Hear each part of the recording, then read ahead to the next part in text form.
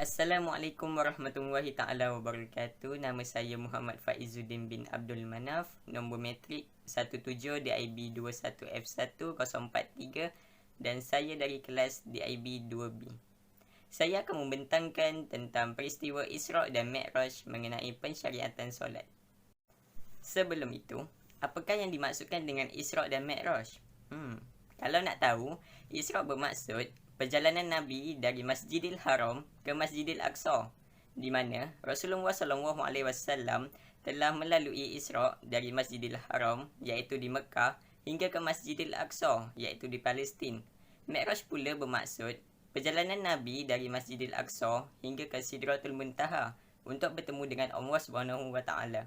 Di sini akan diceritakan mengenai perintah solat yang disuruh oleh Allah SWT kepada semua umat Islam. Seterusnya, mari kita pergi ke fakta menarik mengenai peristiwa Isra' dan Mi'raj.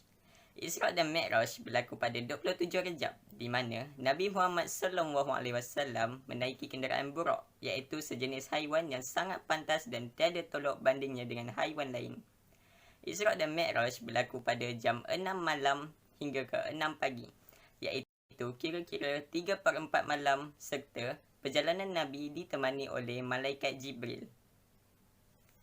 Dalam kitab Al-Quran, terdapatnya dalil yang merakamkan peristiwa Isra' dan Mi'raj dalam surah Al-Isra' ayat 1.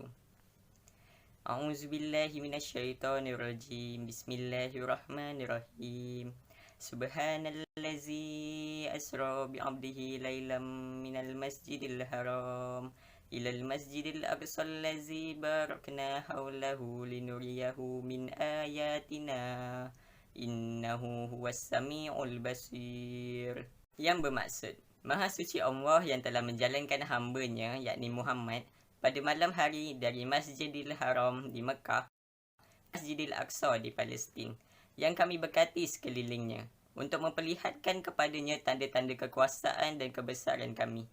Sesungguhnya Allah jualah yang maha mendengar lagi maha mengetahui.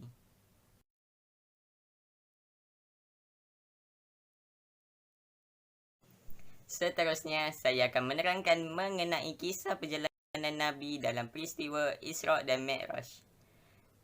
Peristiwa Isra'. Yang pertama, Malaikat Jibril datang ke rumah Nabi dan membawanya ke Masjidil Haram. Sebelum perjalanan, Malaikat Jibril membawa Nabi ke Telaga Zamzam untuk dibelah dada Nabi untuk kali kedua. Dicuci hati Nabi, kotoran zahir dan batin diisi dengan iman, yakin, hikmah serta ilmu. Lalu Nabi dibawa menaiki burak sehingga tiba di Masjidil Aqsa. Dalam peristiwa Mi'raj pula, dari Masjidil Aqsa, Nabi naik ke langit pertama bersama Malaikat Jibril sejauh 7 langit.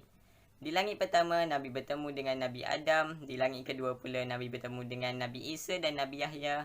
Seterusnya sampai di langit ketiga, Nabi dipertemukan dengan Nabi Yusuf. Dan di langit keempat, Nabi Muhammad SAW berjumpa dengan Nabi Idris.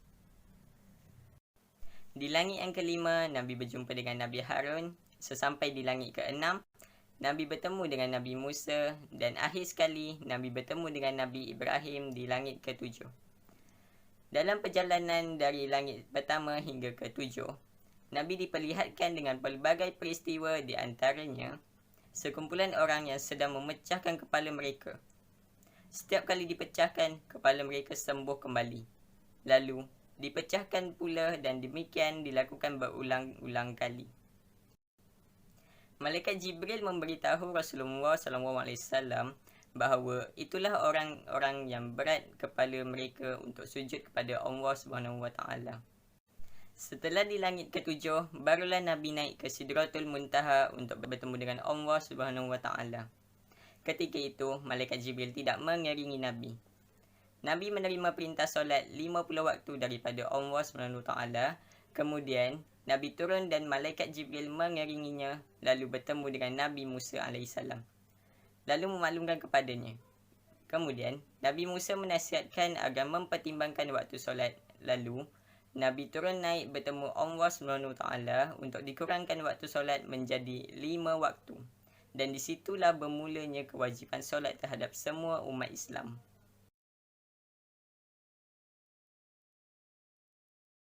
Kesimpulannya, umat Islam hendaklah mengakui kebesaran Allah Subhanahu Wa Taala yang berkuasa ke atas seluruh alam.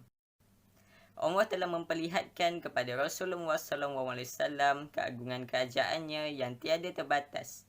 Peristiwa ini mendidik manusia untuk merasa diri kerdil di hadapan Allah SWT dan mengakui hakikat diri sebagai hamba Allah. Kita juga mestilah taat akan perintahnya, terutamanya mengenai kepentingan solat fardu 5 waktu, serta menjauhi perkara yang dilarang oleh Allah SWT. Rasulullah SAW telah menerima perintah solat fardu secara langsung daripada Allah tanpa melalui perantaraan.